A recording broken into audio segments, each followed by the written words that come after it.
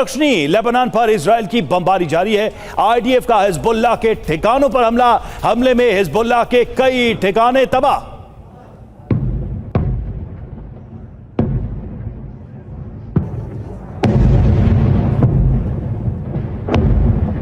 Hezbollah के कई ठिकानों पर अटैक किया गया और इस हमले में हिजबुल्लाह के कई ठिकाने तबाह भी हुए हैं। दक्षिण लेबनान पर इजराइल ने यह बमबारी की है।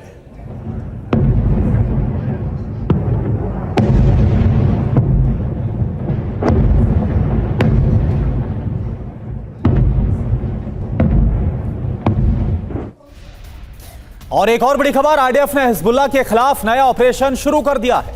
कफर तिब्बा नित अली ताहिर में भारी जंग जारी है। ये देखिए आप, लेबनान के नबातिये के अंदर कई हवाई हमलों को अंजाम दिया गया। रात भर चली फायरिंग के बाद दोनों तरफ भारी नुकसान पहुंचा है और यही ईरान नहीं चाहता था।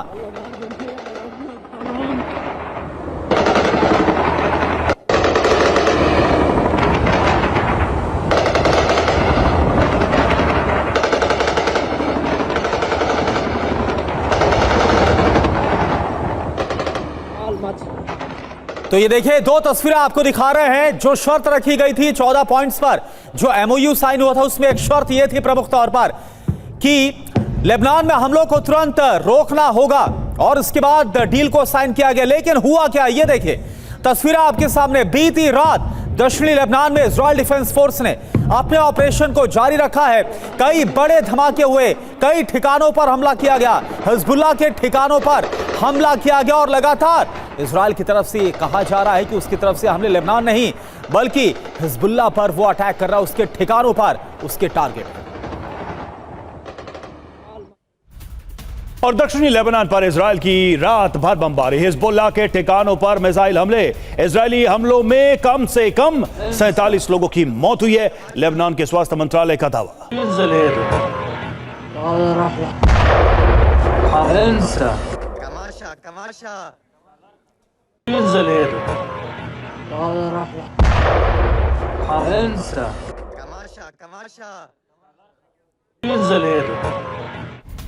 और देखिए एक और बड़ी खबर, नेतन्याहू ने हिजबुल्लाह को सीधी चेतावनी दे दी है।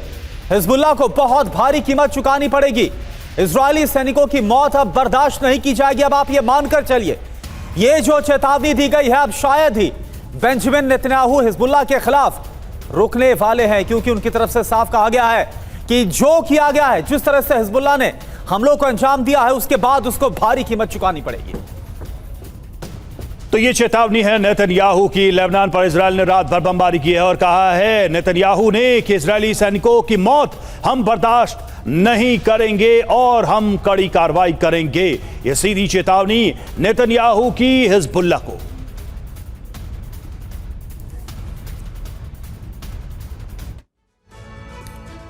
तो सवाल यह है कि क्या यूएस ईरान डील अब खत्म हो गई? लेबनान में क्या अब विध्वंस होगा?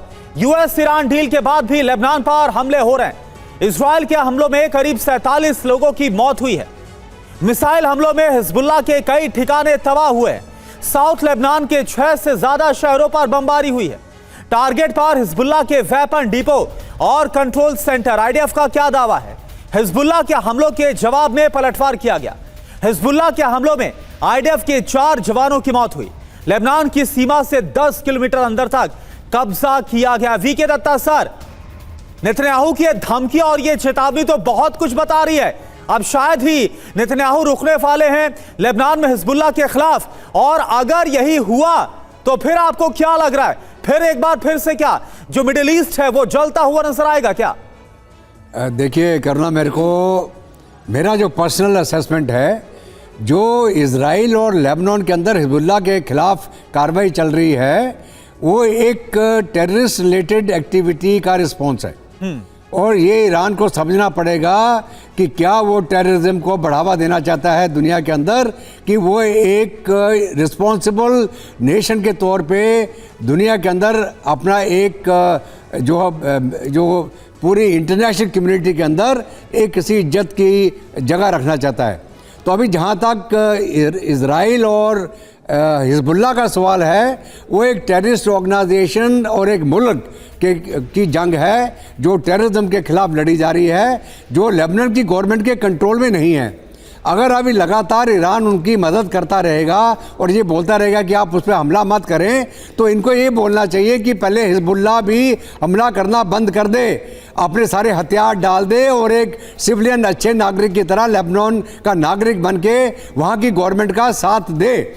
और अगर वो नहीं करेगा तो ये जंग तो पहले भी चल रही थी, दोबारा चलती रहेगी।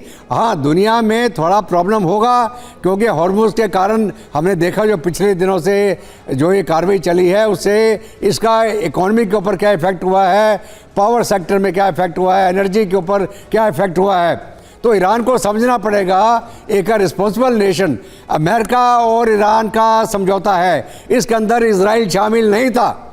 हालांकि डोनाल्ड ट्रंप ने नेतन्याहू को बोला आप सीज़फायर करें, और उन्होंने बोला भी है, और शायद लेबनान के अंदर भी अभी हिजबुल्लाह ने बोला है कि वो सीज़फायर करने को तैयार हैं। तो अभी हमें देखना पड़ेगा कि गुड सेंस प्रिवेल करेगी कि नहीं। क्या ये भी तो सर सवाल है कि लेबनान में हिजबुल्लाह अगर सीज फायर करने को तैयार भी है तो वो किस बूते तैयार है? वो शक्ति के बूते तैयार है, इजराइल के आक्रामक रुख को देखकर तैयार है, या फिर ट्रंप की अपील को सुनकर तैयार है? सवाल तो यही है। इस बीच ईरान का इस मसले पर साइलेंस हो जाना, चुप रह जाना भी बहुत सारे सवाल खड़े करता है।